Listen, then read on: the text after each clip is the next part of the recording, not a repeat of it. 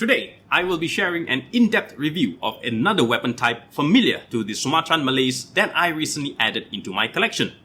A weapon type that likely represented someone of a noble stature from the 19th century. Keep watching to learn more.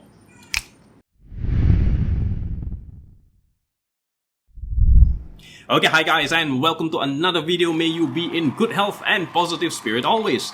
Once again, you are with me, Khairi Johari, better known as Pak Jofe, the Kris Collector from Singapore, and you are watching another educational video that will help you grow your collecting skills and develop a healthy collecting habit right here on the Kris Collector YouTube channel. As you are all aware, I won another item from the popular online auction platform eBay about a month or more ago. I honestly forgot about the package which was left collecting dust on my study. I have finally gotten around to unboxing it and studying the item, so without further ado, let's get into this review right now. Now, before I dive into the feature artifact for today's video, allow me to share some snippets of historical facts to provide a deeper context to this subject. For a long time, I have advocated and stressed upon the importance of understanding material culture not through artifacts themselves, but through understanding its people first. If you don't understand the people, you will never understand the culture, and ultimately you will fail to grasp the philosophical concepts encoded in their art. By far today, when it comes to exotic weapon types from Nusantara, ultimately the kris comes to mind first, be it in varying styles and forms, reflecting respective source ethnicities from whence it came from. But did you know that the kris is not the only unique weapon types associated with the native Malays of Nusantara? How much do you understand the concept of Nusantara? The Malay archipelago, the term popularized by Alfred Russel Wallace through his acclaimed work of the same name, published sometime in 1869, has become a classic journal recording his observations throughout his travels across the region. According to his monumental work, the Malay archipelago includes the Malay Peninsula as far as Tenasserim and the Nicobar Islands on the west, the Philippines on the north, and the Solomon Islands beyond Papua New Guinea in the east. In today's concept, his seminal work can be summarized as a travel and lifestyle blog, documenting place, people, flora, fauna, culture, and customs. Now, for my audience who are non-natives to this region, Nusantara or the Malay archipelago is a group of some 25,000 islands situated between mainland Indochina and Australia. Over time, it has also been known by various other names such as the Malay World, Indo-Australian Archipelago, the East Indies, and Maritime Southeast Asia. The ethnic cultures that ultimately comprises of the original indigenous inhabitants, to name a few, are the Acehnese, Banjaris, Boyanese, Bugis, Javanese, Malays, Mandilings, Minangkabaus, and various other subgroups within each ethnic subset. Ultimately, it is a very complex ecosystem with respective intricacies, idiosyncrasies, and cross-cultural influences. So, to understand its people, you have to step out of your own ethnic shoes and ignore these stereotypes. Look through the ethnic lens as though you are amongst the natives. How is it that with all these individual ethnic groups residing within the cluster of Nusantara are then associated with the term Malays? The answer is quite simple really. Despite differences in customs, traditions, and cultures, we are all united by a single language for communication. And that language is called Malay, partly due to intermarriages between different ethnic cultures. So not only have we become bonded by blood, we also are bonded by language. Now that is unity in diversity. Aside from krises, the Malays have various other short weapon types that can be interchangeably swapped as a primary or secondary weapon, depending on the situation. Not all situation warrants the use of a kris.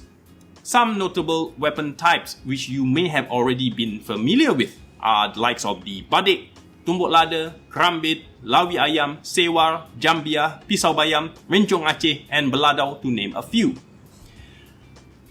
Now, this item was delivered from Amsterdam and was an auction item from eBay, put on sale by the family of the deceased collector, which serves as a reminder that us collectors are temporary custodians of beautiful art pieces. Sad reality is, most times the collection is documented and catalogued well, but details of the earlier collector is omitted. Today I try my best to document these details. Here we have a very nice quality old dagger with some age to it. My initial assessment, this could have been a hybrid between a Kerambit and a Jembiah, also natively referred to as a kuku rimau or kuku bima. Loosely it translates to a tiger's claw.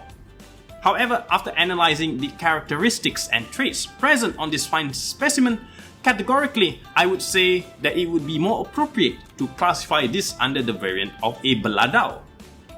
Now here are my observation notes as to why this weapon specimen is not a Lawi Ayam or a Kerambit. Categorically, a Lawi Ayam is described as a curved bladed weapon type whose blade edge are sharpened on both sides, on the inner curve and on the outer curve. Traditionally, it has a handle type that features a finger hole for a more secure grip handling.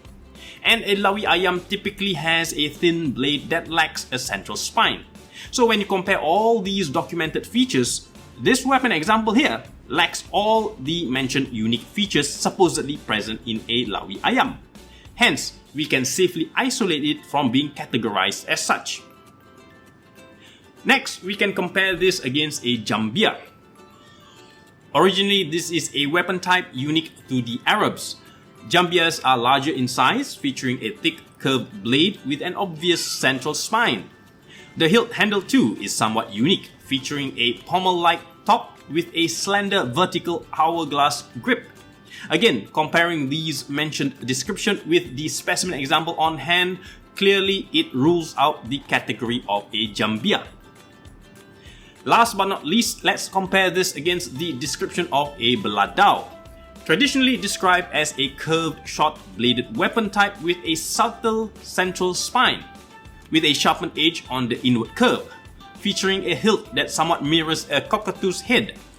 Now, based on notable examples from such weapon types originating from the Malay Sumatra regions of Minangkabau, Padang and Kerinci, now, with all the description present, without a doubt, I would have to agree to classifying this weapon type as suitably categorized as a Beladau. Age-wise, I suspect this specimen example could not be anything under 100 years old.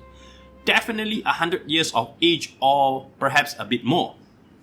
Estimated date, I would propose sometime in the late 19th to early 20th century. Its origins, I highly suspect it to be from the Sumatra Minangkabau regions based on the stylistic form, which is also apparent in the weapon types of the Minangkabau Malays who resided in the Rembau Negeri Sembilan state of the Peninsular Malay regions. Overall constructed from iron, steel and wood, with buffalo horn that has been finely carved. Now, the horn coloration and fibers suggest this may have been carved from the species of Kerbau Balau, the albino buffalo, adding to the possibility that this may have been made for someone of status or recognized for contributions made to the community.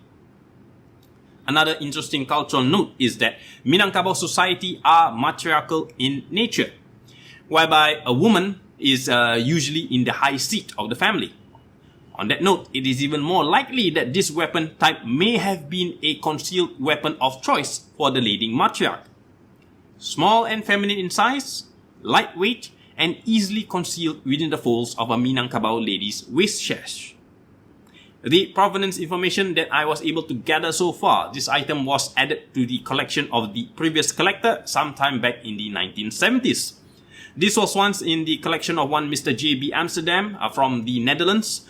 Overall, for the price I paid for, this is indeed a rare find and a very nice addition to my collection.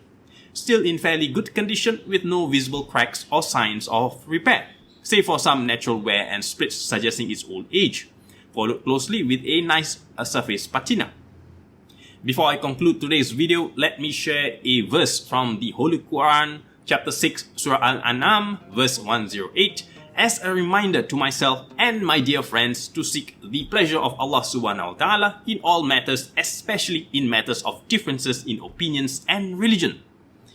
Islam advocates kindness and humility to all. Certainly in no way does Islam advocate exclusive selectivity and division amongst humanity. Penny for your thoughts. To conclude today's video, I would summarize that what I have shared today is still barely scratching the surface of the weapon culture of Nusantara. As I have mentioned many times before, Nusantara is made up of various indigenous ethnic communities and have their own unique weapon culture and beliefs. You cannot simply adopt one set of belief system and generalize them across all other cultures. It is always more interesting to listen to diverse cultures and belief systems. I think I have went on a lot to explain on just one weapon type for today, and I hope it benefits you and rouse an interest to pursue a deeper understanding on this subject. That is all for today's video. Thank you for watching till the end. I hope this video adds value to you and may you learn something new and useful from watching this. I look forward to reading your feedback in the comment section, so please feel free to leave me your comments and I will personally reply to you. So, as always, have a care. Remember to subscribe, like and share if you would. Until we meet in my next video, stay healthy, stay safe, stay curious, and get excited for more to come. I'll see you in my next video. Bye bye.